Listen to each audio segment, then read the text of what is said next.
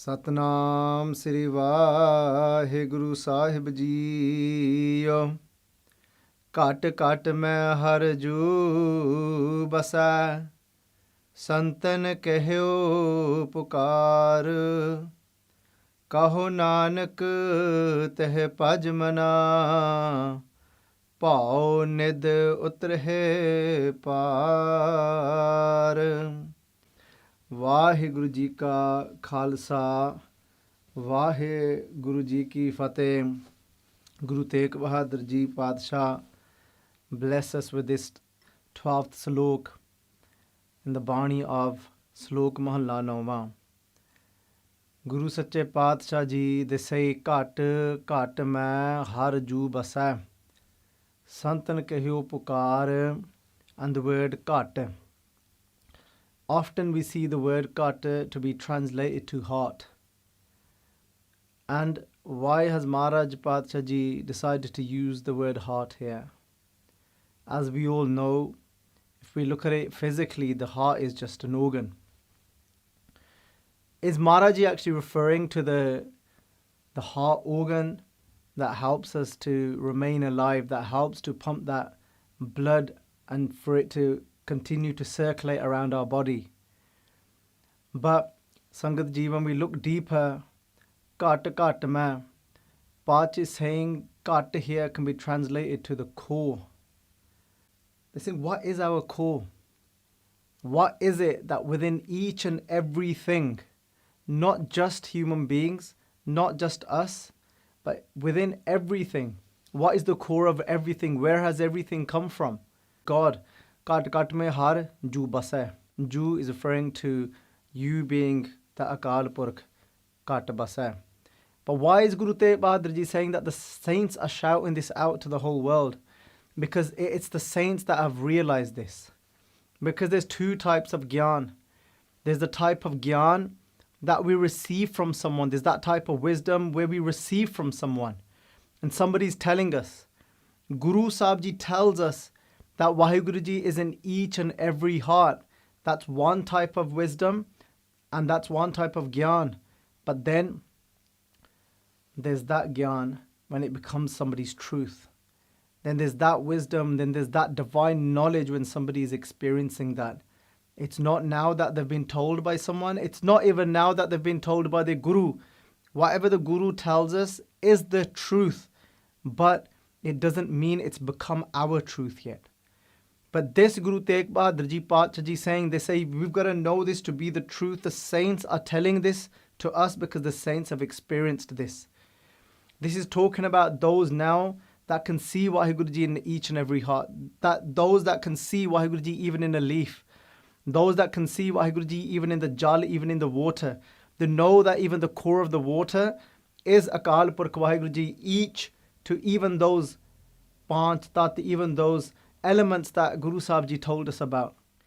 We look around, we try and look for Waheguru Ji in so many places. When we have that realization that ghat ghat mein har ju base, santan keho pukar, that even in each, every heart, the core of everything, even then the mitti, even within the earth, us being made out of that earth as well. And then we'll realize we won't be looking out towards the earth that we see around us. We won't be looking around us to look at that dust and say, oh, Waheguru Ji, you are in the air. We'll actually be looking towards ourselves. We'll be seeing in each part of us, that mitti, that earth that we've been made out of, we'll realize that actually it's not that you're there, but you're here as well. We're there, we're wanting those eyes to experience and see Waheguru Ji. Ghat ghat mein har ju base, santan keho pukar. The saints are telling us this. So when we said heart, there's now another thing for us to take from this. Something very important. When Padshah Ji talk about the heart, they're talking about going to a place beyond the knowledge that we've accumulated via these senses, what we have experienced through these senses. This is now a place that when you go beyond. Here, ghat ghat is referring to the avastha of true prem, of true love, our core of where we've come from. where we go beyond the noise of this mind, beyond the knowledge of this mind and we connect to that divine Akal Purkh Vaheguru Ji. What is that avastha? When logic, everything that, whether it be something science has today proved, everything finishes over there. But we need the Guru's teaching to realize that jyot, that light within us, that is within every heart. Then Pacha Ji say, Kaho Nanak teh bhaj mana, pau nid utre par. They say then, meditate upon that one. Kaho Nanak teh bhaj mana, pau nid utre par. The one that helps us to get across that pau, that fearful nid meaning ocean, this world ocean. Par means to get across. Only meditating upon that one. So when we look at this concept now of pau nid, of referring to an ocean being terrifying, and how to get across this terrifying ocean. What is this? What is it that's so terrifying? What is it that's so frightening? And what is this ocean? The ocean often we see come up in the translation as terrifying world ocean. And when we look at the word world, sometimes it doesn't connect us enough to our actual life. So what I'm going to do here is use the word life. That this life can sometimes be very terrifying, can be very frightful, but why? And why is S.Baljit saying that it's frightful? Because what is it about this life that is actually frightening? And Sangadiji, and that's what we know as moh. And that's what we know as attachment. Again, this is something that we'll look into deeper in the next slok when Pacha Ji is going to be covering this.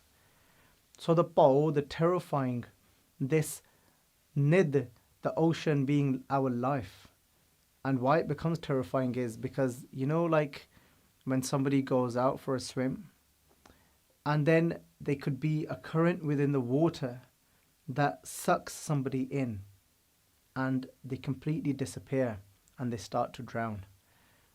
And they're trying so much to try and get out of that current. And then people will go in and try and help them and save them.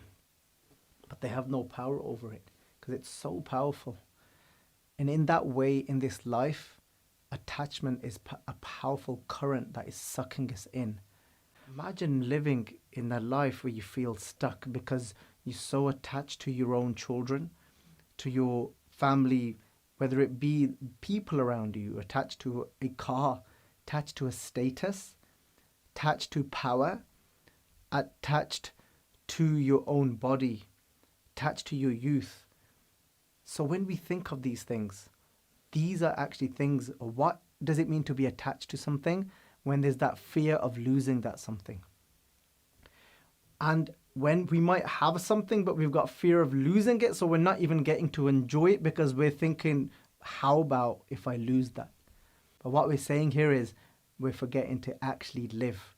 We're forgetting that there's something, this wealth is sucking us in and not letting us actually walk and experience. What isn't it letting us experience?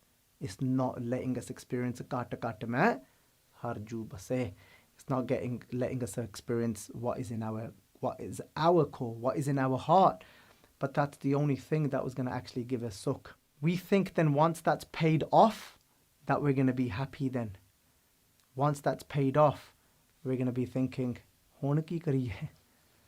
Maybe we should buy another house now." And then we start thinking about, "Chal hun, bachyan li bhi kuch bana liye. Let's make something for them as well." That race never stops. It's like quicksand. It's just pulling us in. So Nanak Dev Ji say, constantly vakha, constantly say, Vaheguru, Vaheguru, Vaheguru. Kat mein harju base. Then we'll reach our kat. When we live that way, we'll reach our core. Kat mein harju base. Santan ke upakar. Then Maharaj will put us in that place where we're able to say ourselves, not hear from others, but he truly resides in our heart. And we'll be able to tell the world that as well. And then Sache Paatshah Ji is saying to us that Kaho Nanak teh bhaj mana, pau nid utre par. Meditate on God's name and we'll get across this life that seems to be so terrifying. Vaheguru Ji ka Khalsa, Vaheguru Ji ki Fateh.